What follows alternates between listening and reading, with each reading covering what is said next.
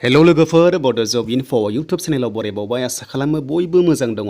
E-Shram card big update फैदों NCO code change खालामबाय नोंथांमोना नाय मोजां फिलआप खालामनांगोन अब्लासो नोंथांमोना एक्सेप्ट जागोन। दा गोबां कमेन्ट्स खालामदों साफायाव 2 लाख मानो होगोन एबा गभर्नमेन्ट बेनिफिट्स मा थागोन बेनिफ्राय लास्ट डेट बारा गोबाव गैला होननानै निउसआ बुंगासिनो दङ 30 डिसेम्बर होननानै।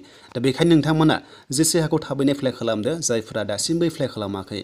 दा नोंथांमोना भिडिअ जोबजासिम नायलां जायफ्रा गोदानै फैदों चेनेलाव साबस्क्राइब खालामदो बेबायदि आपडेट मोनबाय थानो बड' जब इनफो इउटुब चेनेलाव। दा नोंथांमोना आरोबाव गोबां कमेन्ट्स खालामदों लेबार कार्ड आरो E-Shram कार्डजों मा डिफारेन्स दङ एबा मा फारागथि दङ। दा बेखौबो नोंथांमोना गासिबो डिटेल्सखौ मोनगोन आरो माब्रै एप्लाइ खालामनांगौ नोंथांमोना सिगाङाव भिडिअ मोन्दोंमोन आरो खायसे मिस्टेक जादोंमोन बे मिस्टेक जानायखौ जों माब्रै कारेक्सन खालामनो हायो नोंथांमोना नेक्स्टआव फुल भिडिअ मोनगोन बेनिखायनो नोंथांमोना नायनो दाबाव। दा लोगोफोर गोबाव खालामला जों थांसै अफिसियेल वेबसाइटआव। दा अफिसियेल वेबसाइटआव थांनाय लोगो लोगो जों गासिबो डिटेल्सखौ मोनगोन माब्रै एप्लाइ खालामनांगौ आरो मा आपडेट फैदों गोदानै।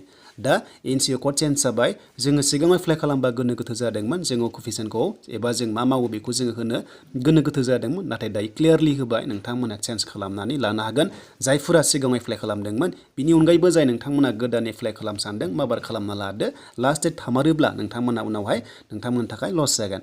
दा बेखौनो आं नोंथांमोननि भिडिअ खालामबाय जाहाथे नोंथांमोना भिडिअ नायनानै मोजां मोनोबा लाइक कमेन्ट शेयार एन्ड गोदानै फैदोंब्ला साबस्क्राइब। दा जों फैबाय अफिसियेल वेबसाइटआव। दा गोबां कमेन्ट्स खालामदों लेबार कार्डजों E-Shram कार्डजों मा फारागथि दं होननानै नाथाय लोगोफोर फारागथि दङ नाथाय डिपार्टमेन्टआ सेमानो बेनो जाबाय ministry of labour and employment बे डिपार्टमेन्टनिफ्रायनो लेबार कार्ड आरो E-Shram कार्डखौ इसु खालामो एबा प्रभाइड खालामो गभर्नमेन्टआ। बे जाबाय भारत सरकारनि नोंथांमोना मिथिखागौ E-Shram कार्ड होनाय लोगो लोगो आरो बे कार्डआ गोदानैसो लन्च जादों 2021आव सिगाङाव गैयामोन आरो बे कार्ड थायोब्ला मा खालामनांगौ मा खालामनाङा नोंथांमोना फारि फारि नायलांबाय था भिडिअखौ। दानिया लोगोफोर E-Shram कार्डखौ सोर मोनो गासिबो डिटेल्सखौ मोनगोन। बे E-Shram कार्डखौ जायखिजाया खामानि मावग्राया मोनो साख्रि मावनायनि अनगायै बेनिफ्राय लेबार कार्डआबो बेनो साख्रि मावग्राफ्रा मोना जास्ट लेबार जानांगोन जायखिजाया बिथिङाव खामानि मावग्रा जानांगोन अब्लानो मोननो हायो आरो नोंथांमोना एप्लाइ खालामनो हायो नाथाय माखासे क्राइटेरिया नांगौ जायो नोंथांमोना गोरोबनांगोन आरो अब्लासो एप्लाइ खालामनो हायो। दा नोंथांमोना मा नांगौ नैबे E-Shram कार्डआव मा खालामनांगौ दा CSC आव थांलायनाङा दानिया मबाइलजोंनो एप्लाइ जायो आरो नोङो थाइसेबो फिस नाङा नोंनो एप्लाइ खालामनानै जास्ट कार्डखौल' नोंथांमोना प्रिन्ट खालामना लानांगौ बाय पस्ट फैया। दा नोंथांमोना नांगोननो डकुमेन्ट्सआ आधार नाम्बार आरो आधार नाम्बारजों मबाइल नाम्बारजों लिंक थानाय जाथारनांगोन नोंनिजों अब्लासो एप्लाइ जायो। दा जायफ्रा लिंक गैया लिंक खालामना लाग्रोदो आधारजों मबाइल नाम्बारजों आरो जायफ्रा दंखायो नोंथांमोना इजि एप्लाइ खालामनो हायो। बिनि अनगायैबो बेंक एकाउन्ट डिटेल्स बिदों डेट मिन्स गभर्नमेन्टआ माबा मोनसे बेनिफिट्स होखागोन बेखायनो बेंक एकाउन्ट डिटेल्स लादों नङाबा लानाय जाखाया। दा नोंथांमोना बेखायनो एप्लाइखौ खालामना लानांगौ आरो बैसोआ जाबाय गाहायसिनानो 16 इयार्स एबा 16 बोसोर आरो गोजौसिना 59 एबा 59 इयार्ससिम बे कार्डखौ नोंथांमोना एप्लाइ खालामनो हायो। जायफोरा आबादारि एबा लेबार जायखिजाया बिथिङाव लेबार नोंथांमोना जायखिजाया सेक्टर लेबार खामानि मावग्रा अब्लानो बे कार्डखौ एप्लाइ खालामना लानो हायो जास्ट साख्रि मावग्राफोराल' बे कार्डखौ मोननाय जाया एबा लानो हाया। दा बेखायनो सिगाङाव गोबां एप्लाइ खालामदोंमोन माखासे कर्टआ एसे गोनो गोथो कनफिउस जादोंमोन दा बेखौनो गोदानै चेन्ज खालामनानै लेटेस्ट आपडेट होदों दाखालि 25 नभेम्बराव। दा मा फैदों नोंथांमोना गासिबो डिटेल्सखौ नायनो हागोन। दा नोंथांमोना बेयाव नुनो मोनदों नै दा बेनो जाबाय नोंथांमोना सेल्फ रेजिस्ट्रेसनाव फैनानै गावनो रेजिस्टार खालामना लानो हायो आरो दा बेखौनो नांगोन मबाइल नाम्बारजों लिंक थानाय आधार कार्डजों बेखायनो जोङो आधार कार्डजों लिंक थानाय मबाइल नाम्बारखौ बेयाव होनांगौ आरो बेनिफ्राय एन्टार केप्चायाव नोंथांमोना होनांगोन बक्सआव आरो जुदि बेखौबो सिनायाबा नोंथांमोना टिराव थुनाय लोगो लोगो बे कर्डआ चेन्ज जायो। दा बेखायनो नोंथांमोना ट्राइ खालाम बयबो एप्लाइ खालामनो हायो जायफ्रा क्राइटेरिया गोरोबो आरो नेक्स्टआव फुल भिडिअ मोनगोन नोंथांमोना एप्लाइ प्रसेसखौ मोनफिनजोबगोन आरो कारेक्सन खालामनाय भिडिअ नोंथांमोना मोनगोन।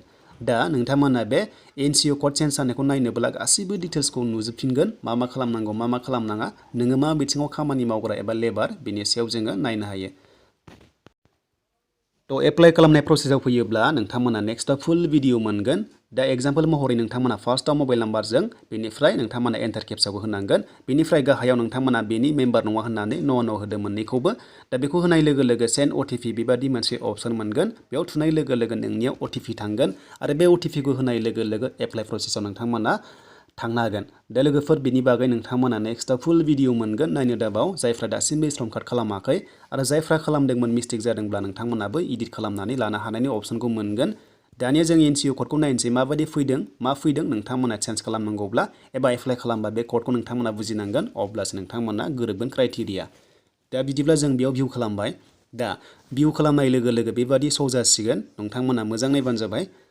दा बेयाव दङ नै नोंथांमोना NCO कड मोनदों बेखौ नोंथांमोना नट खालामना लानांगोन जेब्ला एप्लाइ खालामो बेनिफ्राय सेक्टरनि मा जाबाय एग्रिकालचार दा जोंनिया मेक्सिमाम एग्रिकालचार नालाय दा बेखायनो जों एग्रिकालचाराव होनो हायो दानिया फेमिलि नेम आरो जब रल दा फेमिलियाव नोंथांमोना मा खामानि मावो बेयाव होनाय दङ आरो दा नोंथांमोना फिल्ड क्रप दङ बेनिफ्राय भेजिटेबल ग्रवार्स दङ आरो लोगोसे नोंथांमोना जब रलखौ नायदो काल्टिभेटर एन्ड जेनेरेल थ' नोंथांमोना बे जेनेरेलाव होनो हायो जायखिजाया बिथिङाव खामानि मावग्राफ्रा जेनेरेलाव होनो हायो आरो बेनिफ्राय काल्टिभेटर क्रप दङ दा नोंथांमोना कटन दङ जायखिजाया नों मा मावो मानि सायाव गोरोबो बेखौ नोंथांमोना होबानो जाबाय मेक्सिमाम जोंनि बर' हारिफ्रा गासिबो एग्रिकालचार नालाय थ' नोंथांमोना एग्रिकालचार सेक्टरावनो सेलेक्ट खालामनानै होनांगौ आरो दा लोगोफोर बेनोसोमोन बेनिफ्राय नोंथांमोना नेक्स्टआव भिडिअ मोनगोन दा लोगोफोर मोनसे जाबाय बेनिफिट्स गोबां कमेन्ट्स खालामदों मा बेनिफिट्स मोनगोन होननानै बेनो जाबाय गभर्नमेन्टआ डाइरेक्ट मेनसन खालामाखै जे नोंनि एकाउन्टाव रां सोगोन होननानै एबा नोंथांमोना स्किम मोनगोन होननानै नाथाय मोनसेल' बाथ्रा होदों जे गभर्नमेन्ट बेनिफिट्स मोनगोन होननानै एबा गभर्नमेन्टनिफ्राय नोंथांमोना अनसुंथाइ माबा मोनसे मोनगोन दा निउसआ बुंनाय बादिब्ला 2 लाखनि ट्रिटमेन्ट खालामनो हागोन होनना बुंदों हेल्थआव जेरै लोमजाबा साजाबा नोंथांमोना बे कार्ड थायोब्ला 2 लाखनि ट्रिटमेन्ट खालामनो हागोन होनना बुंनाय दङ नाथाय अफिसियेल वेबसाइटआव बुङाखै दा नोंथांमोना उनावहाय नेक्स्टआव मोनबाय थागोन गासिबो डिटेल्सखौ दा बेनोमोन लोगोफोर जायखिजाया नोंनि एकाउन्टाव रांखौ दासिमबो सोआ एबा सोनाय जाया होननानै डाइरेक्ट मेनसन खालामदों एबा खालामाखै बिनि सायाव आपडेट गैया नाथाय नोंथांमोना जास्ट मोनदों गभर्नमेन्ट बेनिफिट्स मोनगोन होननानै सिगांनि टुइट खालामनाय आपडेट PMनियाव दा लोगोफोर बेनोसोमोन आसा खालामो नोंथांमोना भिडिअ नायनानै मोजां मोनदोंबा लाइक कमेन्ट शेयार एन्ड गोदानै फैदोंबा चेनेलाव साबस्क्राइब खालामदो बड' जब इनफो इउटुब चेनेलाव